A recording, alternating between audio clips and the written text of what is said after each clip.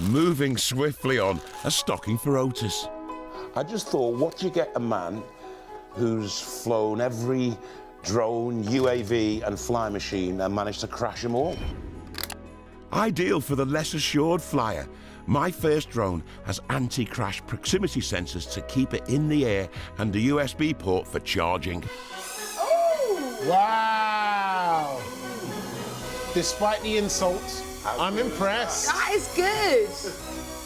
Genuinely the longest you've ever flown a drone for. Who's controlling it? It's got sensors all around it, so you control it with your hand. That's right.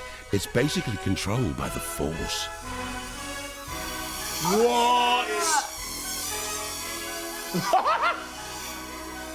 I mean, that is a Christmas miracle right there. I don't have any of that anxiety when it goes towards the window or towards the light. It's brilliant. Not going to hit anything, no.